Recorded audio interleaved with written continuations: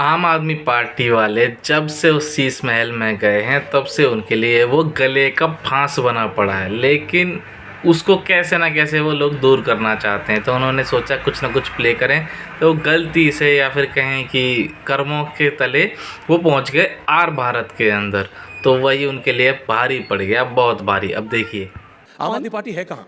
देखिए, आम आदमी पार्टी इस देश के आम आदमी के साथ है। पिछली बार दिल्ली में भारतीय जनता पार्टी की 8 सीटें आई, लेकिन जिस तरह से अरविंद केजरीवाल जी को गिरफ्तार किया, आम आदमी पार्टी के बाकी नेताओं को गिरफ्तार किया, आज आपके इस मंच पे बैठ के बहुत जिम्मेदारी से कह रही हूं कि जिस दिन फरवरी में रिजल्ट आएगा, भारतीय जनता पार्टी की एक भी सीट नहीं आएगी। यही बात आपने 24 के इलेक्शंस में कही थी। उनको मुंह तोड़ जवाब देंगे। बट आदित्य जी, यही बात आपके नेताओं ने 24 के जनरल इलेक्शंस में कही थी। Now if I may ask you ma'am, 24 के इलेक्शन में आपके कितने सांसद आए? अरविंद केजरीवाल जी जेल में थे। ये आतिशी जी पहुंच गई आर भारत के अंदर ये डिबेट करने के लिए, अपनी जो पार्टी की जो चल रही है ना, इन पे जो ब्लैक चल रहा है, काला काला जो चल रहा है, उसको साफ करने के लिए, मतलब जो इन पे काले धब्बे चल रहे हैं उन्हें साफ करने के लिए। वही उनके लिए गलत हो गया मैटर। वो लोग सोच रहे थे कि यार अब जो भारत की जनता है वो उनके झांसे में आ जाएगी फिर से, पहले बार 2 बार की तरह। तो इस बार एक बार और सही कुछ ना कुछ करें।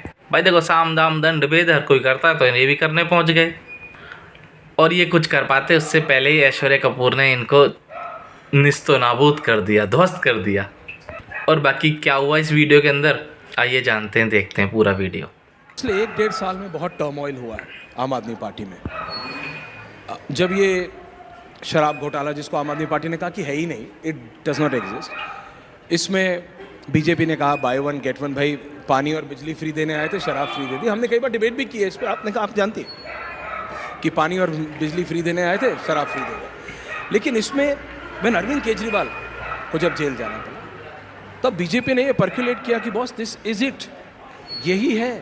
और उन्होंने शुरू से बोला कि द टॉलेस्ट लीडर, क्योंकि जिस दिन आप सीएम बनी उस दिन भी एक चेयर खाली थी और बीजेपी ने बोला देखो, ये बात करते थे सोनिया गांधी, कांग्रेस एंड एवरीथिंग, लेकिन रियलिटी यही है कि CM Arvind Kejriwal. That is not my point. My point is he is your tallest leader, so that is okay. But शराब घोटाला, excise scam, whatever you name it, this corruption scam, Aam Aadmi party एक ऐसी party थी जो कहती थी ये गलत है, वो गलत है, मैं बेहतर हूं और इसलिए मेरे को वोट दे। अब वो आपका कहीं निगेट हो गया। ऐश्वर्या जी, आप एक सीनियर रिपोर्टर हैं, हम भी इस देश में टेलीविज़न देखते हुए पले बड़े हैं, हमारी सारी ऑडियंस भी ऐसी है। सब याद करिए कि जब ये सो कॉल्ड स्कैम्स होते थे, सीबीआई रेड करती थी, ईडी रेड करती थी, तो क्या होता था? नोटों के ढेर मिलते थे, सोने के बिस्किट मिलते थे, आज भी मिलते हैं, शेल कंपनियों के कागज़ मिलते थे, अपने कुत्ते के नाम पे प्रॉपर्टी मिलती थी, यही होता था ना। आम आदमी पार्टी के हर नेता के घर में रेड हो गई, ऑफिस में रेड हो गई, लॉकर में रेड हो गई, पैतृक गांव में रेड हो गई, सैकड़ों रेड हो गई आम आदमी पार्टी के नेताओं पर। 1 रुपया भी भ्रष्टाचार का इन सैकड़ों रेड में नहीं मिला। लेकिन उसके बावजूद भी ये तो भारतीय जनता पार्टी की साजिश थी। उन्होंने कि कानून बना लिया है पीएमएलए, जिसमें आप किसी पे भी केस कर देते हैं, आपको किसी सबूत की ज़रूरत नहीं है, आप गिरफ्तारी कर सकते हैं। आप गिरफ्तार करने के बाद उस कानून में बेल मिलना असंभव है। 1 रुपये भी भ्रष्टाचार का इस पूरे सो कॉल्ड शराब घोटाले में आज तक नहीं मिला।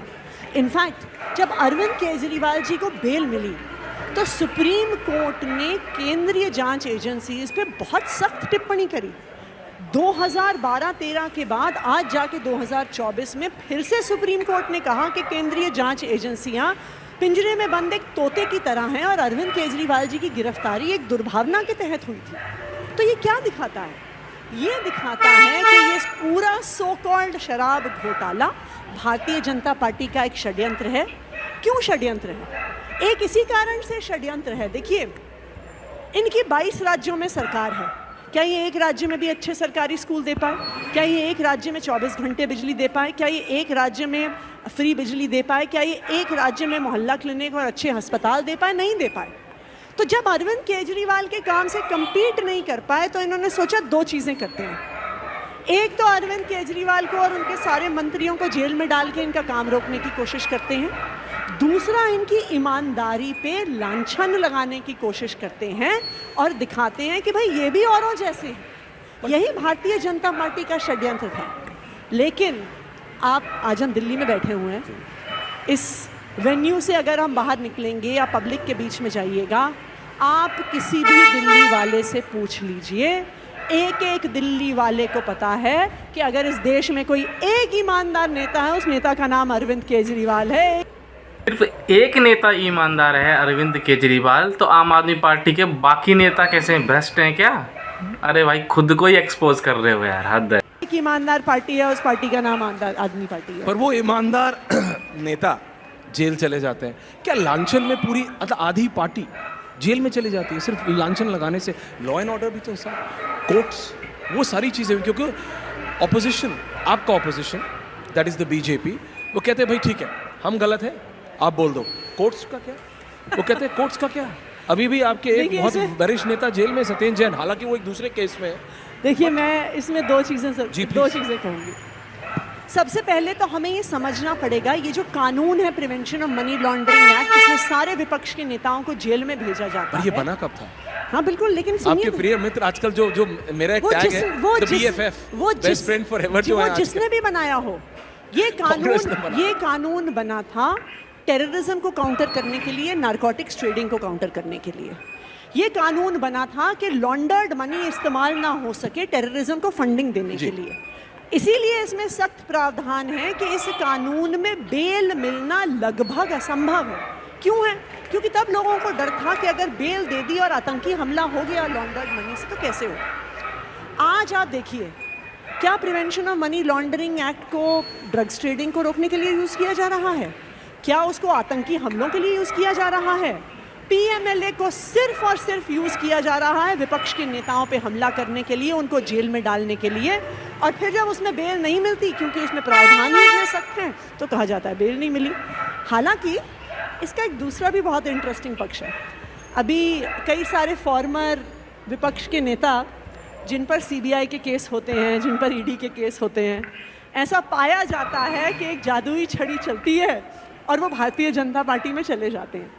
जब वो भारतीय जनता पार्टी में चले जाते हैं, ED और CBI फिर कहते हैं कि नहीं नहीं नहीं, हम तो गलत थे, उन पर तो कोई भ्रष्टाचार का सबूत ही नहीं था। अभी कुछ दिन पहले, वॉशिंग मशीन वाला आपका, कुछ दिन पहले अजीत पवार के इकोनॉमिक ऑफेंसेस विंग का 70,000 करोड़ रुपए उनके जो पे स्कैम का आरोप था। अपने छगन भुजबल जी, जिन पे महाराष्ट्र सदन स्कैम, इरिगेशन स्कैम का आरोप था। NCP के ये सारे फॉर्मर नेता जैसे ही भारतीय जनता पार्टी में गए, छगन भुजबल जी के केस में ED जो 10 साल से प्रोसिक्यूशन कर रही थी, कहती है हमारी फाइलिंग हो गई, इसलिए हम केस बंद कर रहे हैं।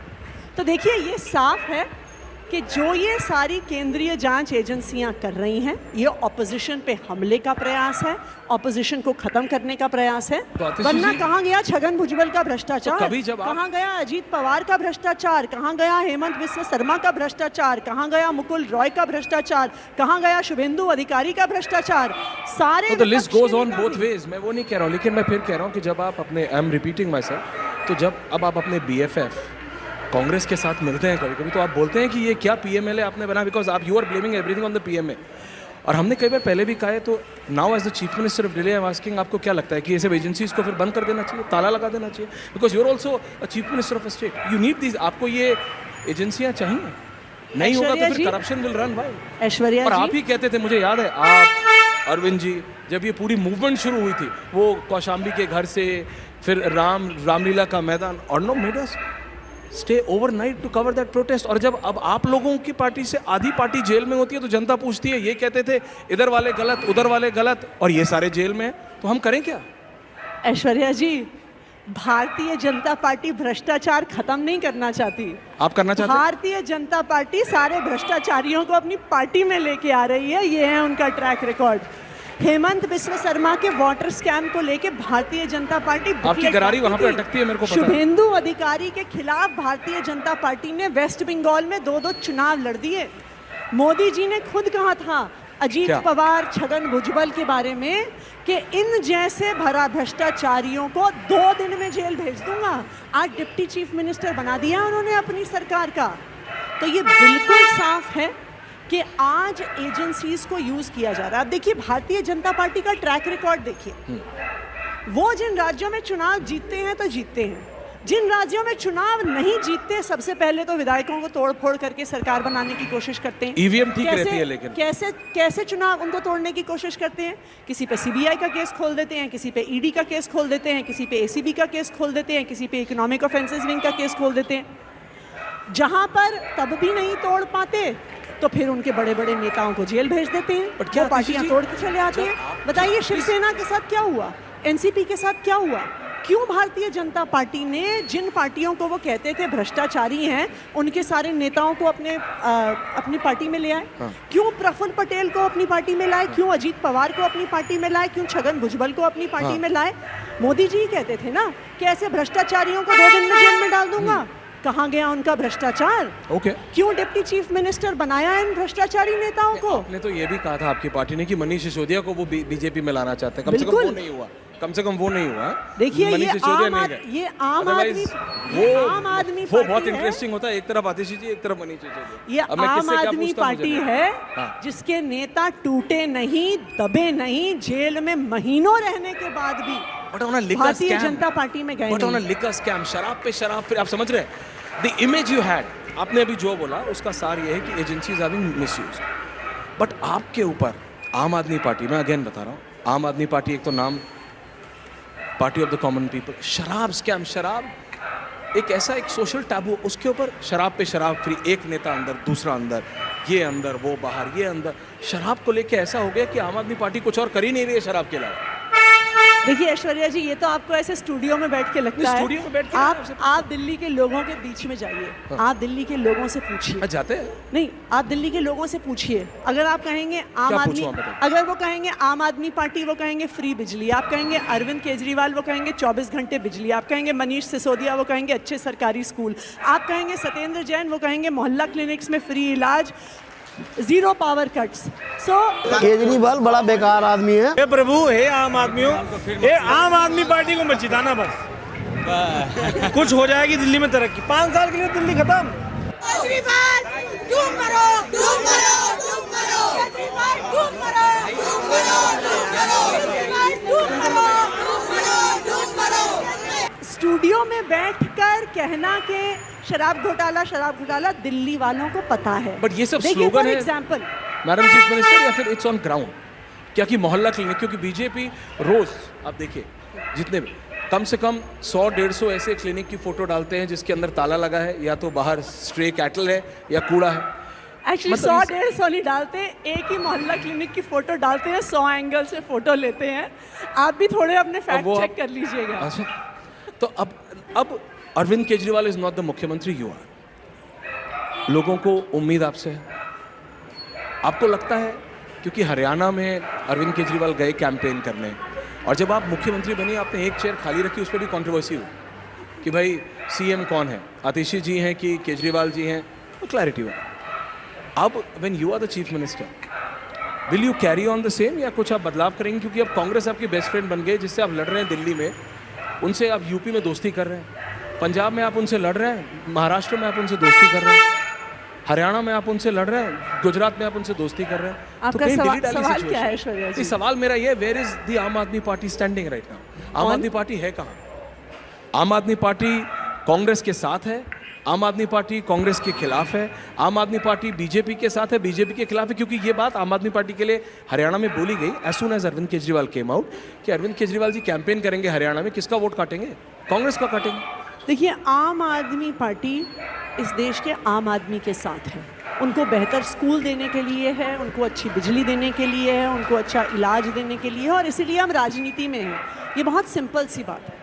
क्यों हमने कांग्रेस से लोकसभा चुनाव में अलायंस किया?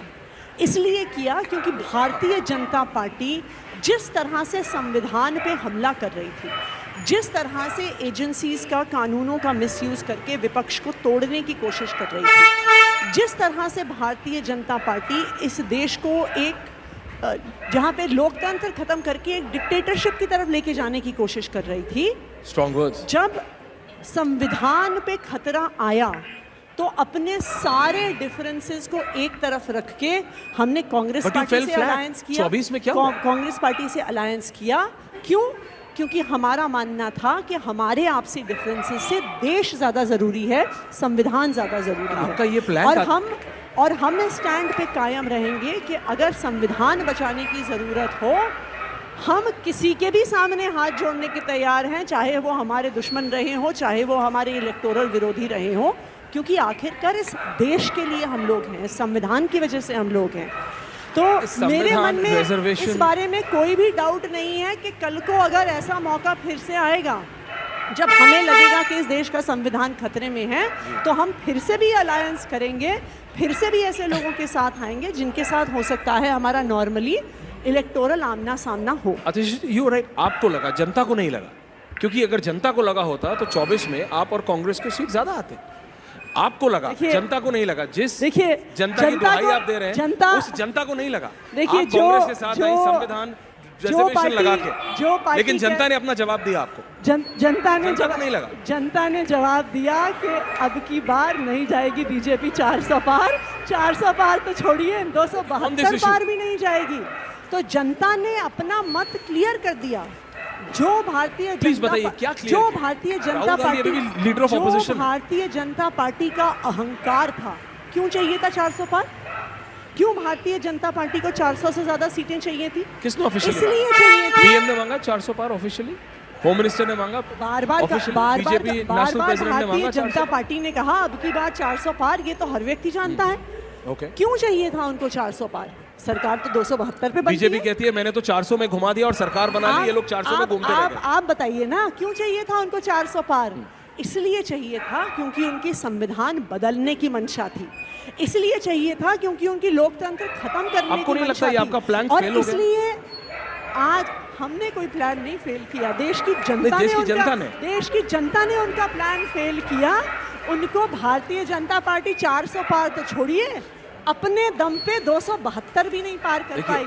और वो भारतीय जनता पार्टी जिनके नेता किसी के सामने झुकते नहीं थे, अब दो बाबुओं के सामने, एक नीतीश बाबू और एक चंद्र बाबू, उनके सामने हाथ फैलाए बैठी है। चंद्रबाबू नायडू और नीतीश कुमार बीजेपी के साथ। इसलिए जनता का जनादेश सबसे बड़ी चीज होती है। की सोच को क्या बोले यार, मतलब जिसकी सरकार चल रही है, जो प्रधानमंत्री अभी भी है, उसके लिए बोल रहे हैं कि वो लोग लोकसभा में हार गए। चलो कोई बात नहीं, चलो मिलते हैं नेक्स्ट वीडियो में, तब तक के लिए जय हिंद, जय भारत।